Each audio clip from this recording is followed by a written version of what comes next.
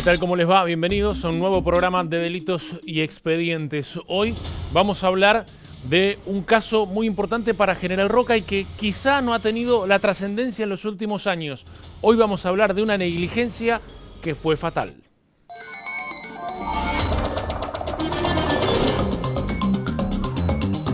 Néstor Paz era un soldado roquense que en septiembre del año 2012 murió en un ensayo explosivo en Las Lajas, en la cordillera neuquina. Fue alcanzado por una esquirla y nada se pudo hacer para salvarle la vida. A casi 6 años la investigación tiene solo 2 procesados que son propios compañeros de Néstor, porque en su momento inclusive eran de rango inferior a Néstor en el ejército argentino. Las autoridades no están señaladas y la madre de Néstor está haciendo lo posible para que sean llevados a juicio, es decir, los superiores a Néstor. Él y sus compañeros estaban a 180 metros de la explosión, cuando de verdad tendrían que haber estado a 300, 400 o hasta 600 metros de la explosión. La esquirla, lamentablemente, dio en su cuerpo y esa negligencia fue fatal. La muerte del soldado roquense, del soldado Néstor Paz, hoy es el tema del día.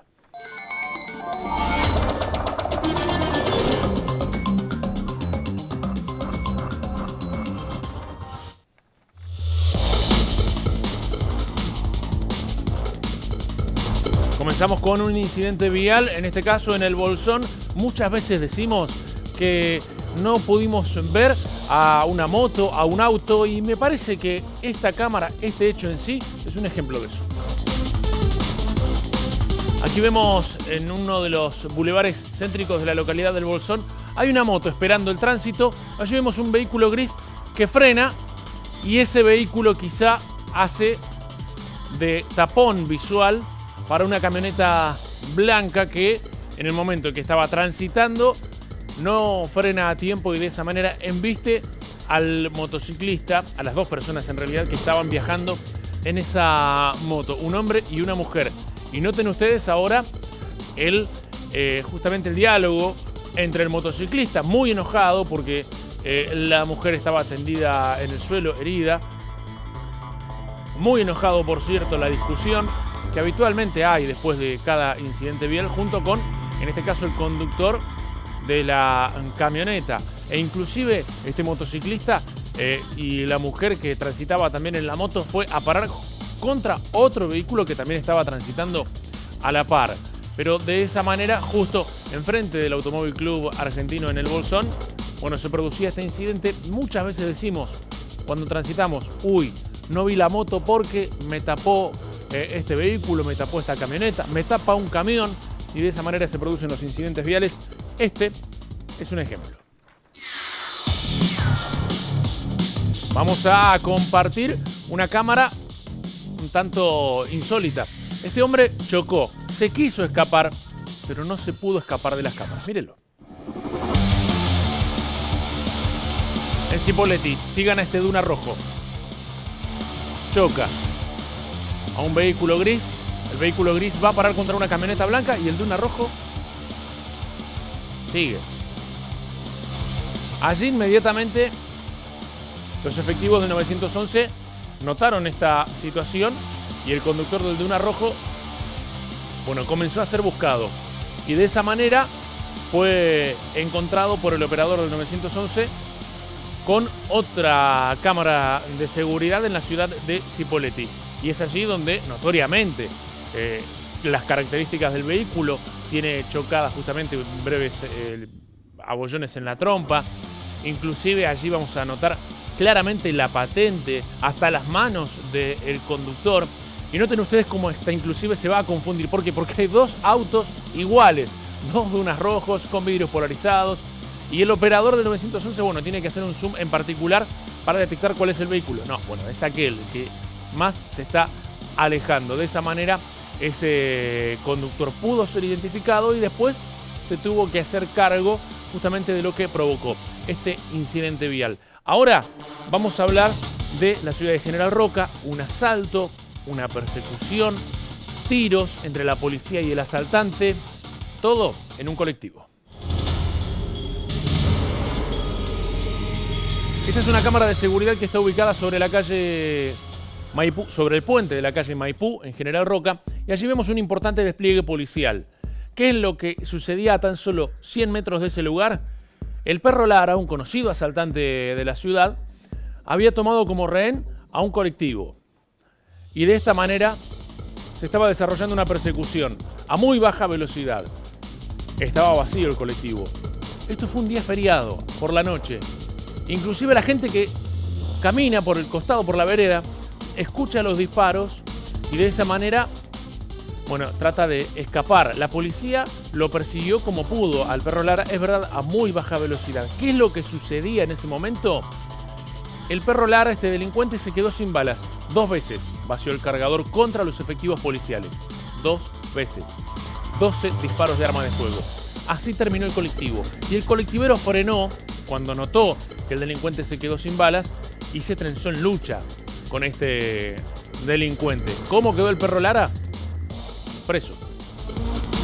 Cuando el colectivero frenó, abrió las puertas y de esa manera se pudo detener al perro Lara por asaltar un colectivo con un arma de fuego, disparar a la autoridad y por sobre todas las cosas, y lo tenemos que destacar también, justo en esos días el perro Lara había sido beneficiado con una salida transitoria.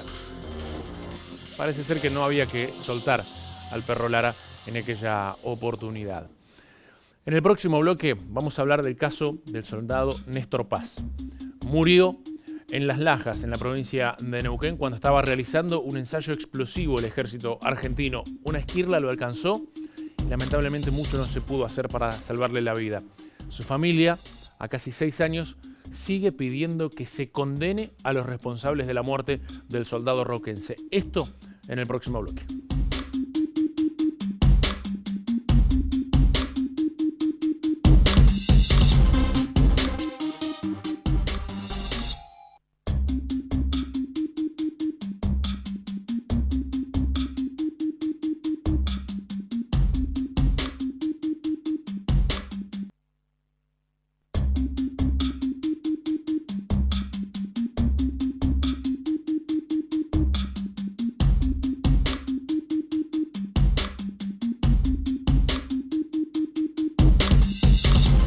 A los 18 años, Néstor Paz se enlistó en el ejército argentino.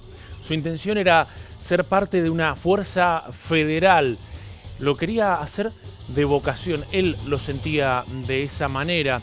Y en un ensayo explosivo, cuando tenía 22 años en Las Lajas, lamentablemente encontró la muerte. Hace ya 6 años de esta situación. Los responsables de la muerte de Néstor Paz todavía no lo han pagado ante la justicia y es su familia la que está pidiendo que se encarcele a los culpables y que por sobre todas las cosas se pueda saber en detalle qué es lo que sucedió, porque aparentemente los mismos superiores a Néstor Paz han encubierto esta situación, han encubierto su muerte. De esta manera, la familia de Néstor nos recibía en su casa.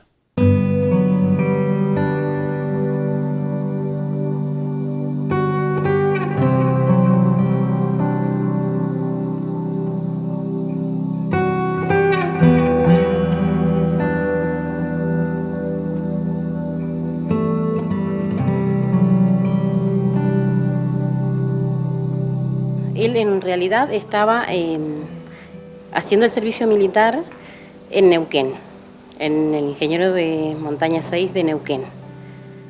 Pero de vez en cuando lo llevan a hacer esas prácticas que son habituales que realiza el ejército en Las Lajas, porque es un campo especialmente preparado para eso.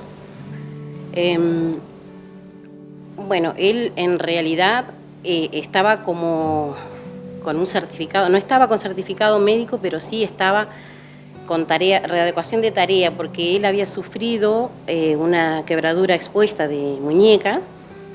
Entonces, él me llama un día y me dice: mamá, me llevan a Las Lajas a hacer las prácticas militares, antes que se lo llevaran. Y yo le digo: pero ¿cómo vas a ir a hacer las prácticas si vos no podés todavía tener la muñeca delicada? O sea, no estaba en condiciones, ¿no tendría que haber ido? Según yo y según el parte médico, no debería haber ido a esas prácticas. Mientras él estuvo allá, en los momentos que que podía y tenía señal me llamaba y bueno, me contaba. Dice, me hicieron practicar tiros, dice, me duele muchísimo, muchísimo la muñeca. Cada vez que los impactos del proyectil me matan, dice, me duele muchísimo. En realidad hay un procedimiento para el proceso de voladura con explosivos y ellos utilizaron más de la mitad de lo que era necesario utilizar y estaban a más de la mitad de la distancia que tendrían que haber estado. O sea, ellos tendrían que haber utilizado, se calcula, entre 500 y 700 gramos de explosivo y usaron más de 1 kilo por los dichos, ¿no? Y deberían haber estado como procedimiento a 300 metros de distancia y estaban a 180 metros. Sí, el video es elocuente, estaban a muy poca distancia de la explosión. Le podría haber tocado a cualquiera. Sí, o sea, la negligencia, en este caso, las consecuencias las sufrió Néstor, pero pudo haber sido a cualquiera. ¡Oh, las conchas! ¡Ah, ayúdame! ¿Eh? ¡Herido! ¡Herido! ¡Herido! Hay testimonios e incluso ellos mismos aceptan haber cambiado la ubicación del riel y ese cambio fue lo que produjo que la explosión se diera de la forma en que se dio y además después de ese cambio, de esa orden de uno de estos jerárquicos que le dijo al soldado, al cabo, no, cambialo, no lo dejes acostado, ponelo parado al riel, después de esa orden no se hicieron nuevos cálculos para saber la cantidad de explosivo, la distancia y demás. No se utilizaron los cuadernos de práctica que le llaman ellos. Entonces, tenemos elementos que son objetivos en esto. Tenemos que hubo una orden directa de un jerárquico y que un soldado con menor jerarquía obedeció y que tenía además el deber de obedecer. Que a ellos los agarraron a todos, los llevaron en un colectivo y los metieron a un Zoom ahí en las lajas y los dejaron incomunicados completamente incomunicados y los obligaron a eliminar todo tipo de video, todo tipo de foto que había en ese momento. ¿Y quiénes los obligaron? Y los superiores. El resto son soldaditos como mi hijo. No sé quién la tomó a la memoria de la cámara, nunca supe, pero al tiempo la memoria de la cámara me llegó acá a mi domicilio, anónima. Y esa fue la prueba fundamental que yo se la di en aquel momento a la abogada que era en ese entonces y bueno, que ahora está en la causa. Nunca supe quién, nunca, a quién se le ocurrió la bendición, a quién iluminó Dios, que fue tan rápido en sacar la memoria y que nadie se diera cuenta, no sé dónde se la habrá guardado, porque el tema es que la memoria la pudo ocultar, porque si no se la hubiesen quitado y también hubiese sido destruida. ¡Voladora!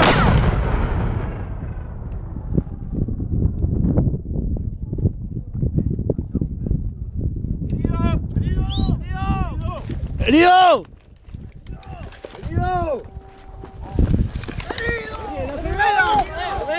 ¡Herido!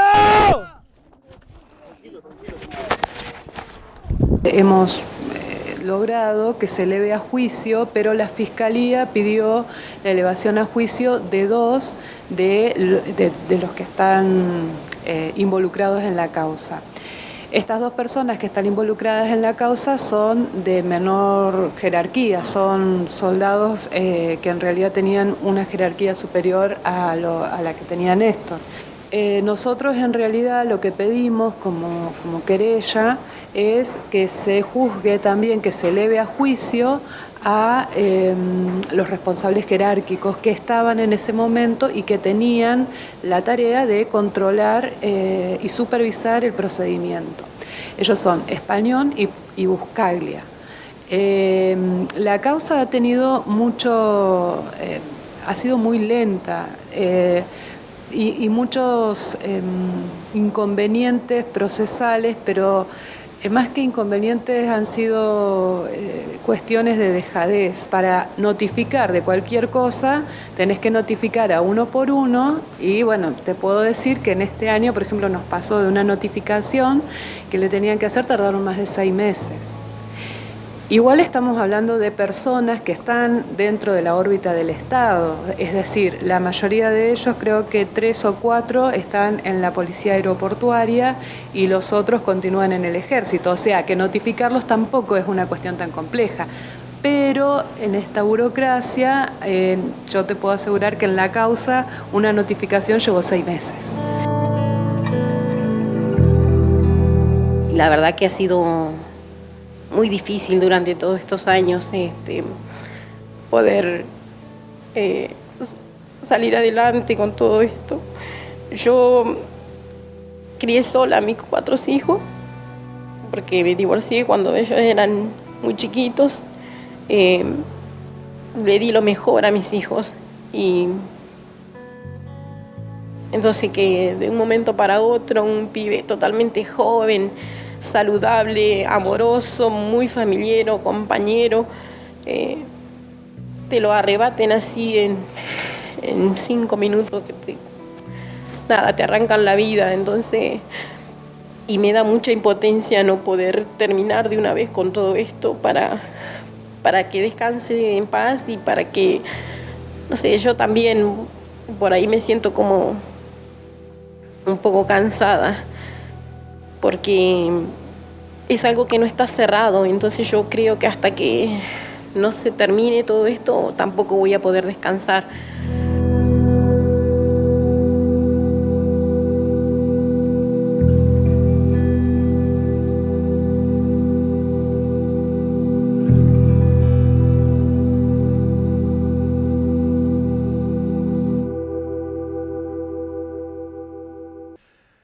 ¿Saben cuántos días pasaron desde que murió Néstor hasta la primera inspección ocular en el lugar donde recibió la herida mortal? 3. 3 días se tomó la justicia federal para ir a realizar una inspección ocular, simplemente eso, al lugar donde fue la explosión. Después de esos 3 días, en el medio, mejor dicho, el vecino había soltado las mulas y los caballos, había corrido viento, había llovido, ya nada era como en el momento en que se había desarrollado ese ensayo explosivo que terminó con la vida de Néstor. Acá el Estado tendría que haber dado el ejemplo, tendría que haber resguardado el lugar y no lo hizo. Si nos pasa a cualquiera de nosotros, inmediatamente queremos que el Estado resguarde una situación, resguarde la escena del crimen. Acá el propio Estado, que debería haberlo hecho inmediatamente, parece que no lo hizo. Ojalá algún día los responsables de ese ensayo que terminó con la vida de Néstor puedan pagarlo ante la justicia y que su familia, de alguna vez por todas, pueda estar tranquila de que haya encontrado lo que Néstor desea, que es que descanse en paz. Hasta el próximo programa.